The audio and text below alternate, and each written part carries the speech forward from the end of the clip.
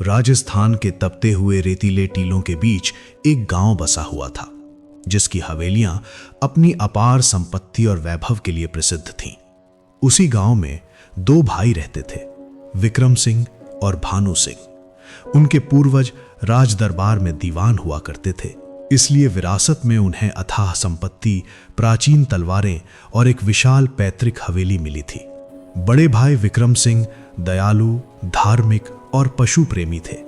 उन्होंने अपने हिस्से की जमीन पर एक गौशाला बनवाई और गांव के गरीब बच्चों के लिए पाठशाला खोली।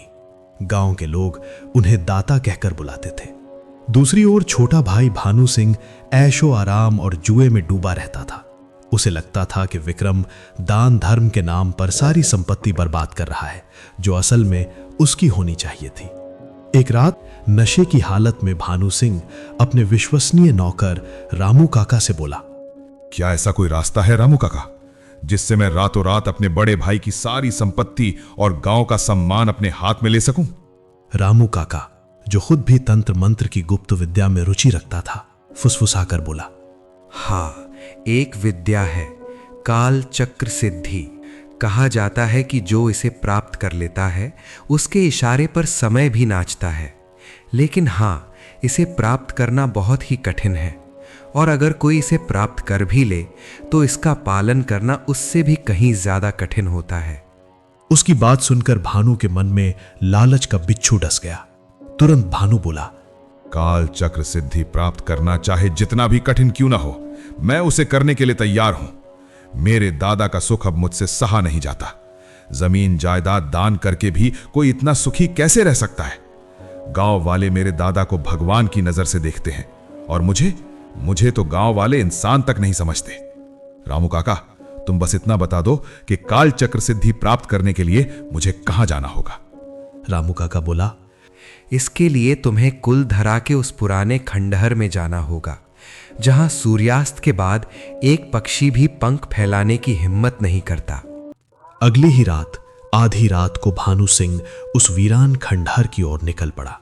वहां एक प्राचीन बावड़ी के पास उसकी मुलाकात एक अघोरी तांत्रिक से हुई, जिसका नाम था काल भैरव। उसकी आंखें आग के गोलों की तरह दहक रही थीं। भानु दौड़कर उसके चरणों में गिर पड़ा।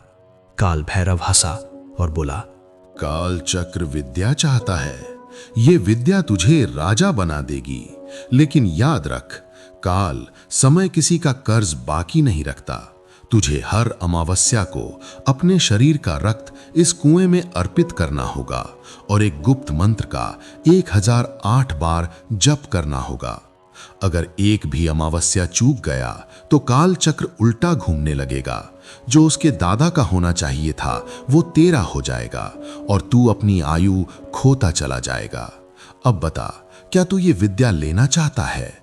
भानु सिंह मन ही मन सोचने लगा, अगर मैं इस मौके को हाथ से जाने दूं तो दूसरी बार ऐसा अवसर मुझे कभी नहीं मिलेगा। इसके कारण मुझसे दो चीजें हमेशा के लिए छिन जाएंगी। पहली, मेरे दादा की सारी संपत्ति, और दूसरी, गांव वालों के बीच सम्मान। नहीं, ऐसा मौका किसी भी हालत में हाथ से जाने नहीं दिया जा सकता। यह सोचकर लालच में आकर तैयार हो गया। तांत्रिक ने 5 रातों की भयानक साधना शुरू करवाई। पहली रात भानु को एक पुराने चिता भस्म के ढेर में बैठकर मौन साधना करनी पड़ी। चारों ओर सियारों के रोने की आवाजें गूंज रही थीं, लेकिन भानु डटा रहा। दूसरी रात कच्चे मांस के टुकड़ों से एक घेरा बनाकर उसके बीच बैठकर मंत्र पढ़ने पड़े। उसे लग रहा था जैसे कोई अदृश्य छाया उसके कंधे पर हाथ रख रही हो। तीसरी रात तांत्रिक ने एक काली बिल्ली की बलि दी और उसका रक्त भानु के माथे पर तिलक की तरह लगाया। अब भानु हवा में अशरीरी फुसफुसाहटें सुनने लगा। चौथी रात हवेली से चुराए गए विक्रम सिंह के पसीने और बालों को अग्नि में आहुति दी गई। तांत्रिक चिल्लाया, अब तेरा भाई कमजोर होगा और तू शक्तिशाली बनेगा। पांचवी रात, अंतिम रात, भानु को कुएं के पानी में उतरकर अपनी कलाई काटनी पड़ी। जैसे ही उसने ऐसा किया, पानी काला हो गया और उसमें से एक भयानक आकृति उभरी। उसने भानु को एक काले पत्थर की अंगूठी दी। तांत्रिक ने चेतावनी दी, जब तक ये अंगूठी तेरे पास रहेगी तब तक तुझे नियमों का पालन करना होगा, लेकिन याद रख, ये विद्या तेरे दादा के सुख को चूस कर तुझे देगी। अगले कुछ ही हफ्तों में अजीब घटनाएं होने लगीं। बिक्रम सिंह की गौशाला की गायें बीमार पड़कर मरने लगीं। उसकी पाठशाला में आग लग गई। खुद बिक्रम एक ऐसी बीमारी से ग्रस्त हो गया जिसे डॉक्टर समझ नहीं पा रहे थे। वो दिन ब दिन सूखने लगा। इधर भानु सिंह की किस्मत चमक उठी।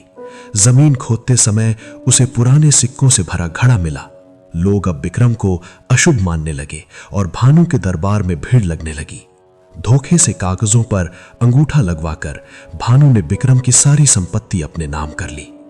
जाओ, इस महल में तुम्हारे लिए कोई जगह नहीं है। यहां की सारी जगह मेरी है, इसलिए मैं कह रहा हूं, इसी वक्त यहां से दूर हो जाओ। भानु की पत्नी बोली, इनकी ऐसी हालत है, छोटे छोटे बच्चों को लेकर ये कहां जाएंगे? उसने विरोध किया। तभी भानु गुस्से में बोला, देखो सुमित्रा, अगर तुम उनकी तरफ से बात करोगी तो मैं ये भूल जाऊंगा कि तुम मेरी पत्नी हो और इस महल में तुम्हारे रहने की भी कोई जगह नहीं रहेगी। इसलिए अगली बार बाहरी लोगों की नहीं, अपने पति की तरफ से बोलना सीखो। उम्मीद है तुम मेरी बात समझ गई होगी। सुमित्रा चुप हो गई। बिक्रम अपने परिवार के साथ गांव के बाहर एक झोपड़ी में रहने लगा। उसकी हालत इतनी खराब थी कि वो हिल भी नहीं सकता था। इधर भानु नई हवेली में ऐशो आराम में डूबा हुआ था। शहर से महंगी गाड़ियां मंगवाईं, रोज महफिलें सजने लगीं। घमंड में वो इतना अंधा हो गया कि तांत्रिक की चेतावनी भूल गया। अगले महीने अमावस्या आई। भानु शराब और नर्तकियों में इतना डूबा रहा कि कुएं पर जाना भूल गया। रात ठीक 2 बजे अचानक उसके कमरे की दीवारें कांपने लगीं। सोने की अंगूठी तपते लोहे की तरह जलने लगी। वो उसे उतारना चाहता था, लेकिन वो उसकी चमड़ी से चिपक गई। वो चीखना चाहता था पर आवाज नहीं निकली। उसे लगा जैसे कोई उसका गला दबाए हुए है। अचानक आईना टूटकर चकनाचूर हो गया। आईने में उसने अपना चेहरा नहीं बल्कि एक कंकाल देखा।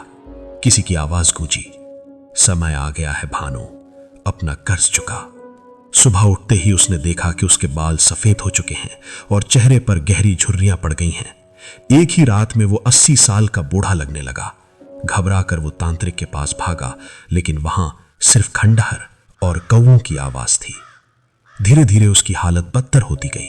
उसकी संपत्ति में आग लग गई। बैंक अकाउंट फ्रीज हो गए। उसकी पत्नी उसे छोड़कर शहर चली गई। गांव वाले उसे पहचान भी नहीं पाए। वो अब एक डरावने भिखारी जैसा दिखने लगा। उधर जैसे जैसे भानु पर विपत्ति आई, बिक्रम सिंह चमत्कारिक रूप से स्वस्थ होने लगा। उसे समझ आ गया कि उसके भाई ने कोई बड़ा पाप किया है। एक रात भानु रेंगता हुआ बिक्रम की झोपड़ी तक पहुंचा। उसके मुंह से झाग निकल रहा था। वो बस इतना ही कह पाया, दादा, तुम्हारे साथ जो भी बुरा हुआ है उसका असली कारण मैं ही हूं। दादा, अगर हो सके तो मुझे माफ कर देना। बिक्रम उसे सहारा देने आगे बढ़ा, लेकिन जैसे ही उसने भानु को छुआ, भानु का शरीर काली राख में बदलने लगा। पल भर में वहां भानु सिंह की जगह बस राख का ढेर रह गया। आज भी उस गांव में वो पुरानी हवेली खड़ी है जिसे लोग अब काली हवेली कहते हैं। बिक्रम सिंह ने सब कुछ त्याग कर ईश्वर भक्ति में जीवन समर्पित कर दिया। इस कहानी से यही शिक्षा मिलती है, मेहनत का नमक लालच के अमृत से कहीं ज्यादा मीठा होता है। दोस्तों, अगर कहानी अच्छी लगी हो तो लाइक करना ना भूलें और अगली वीडियो देखने के लिए चैनल को जरूर सब्सक्राइब करें।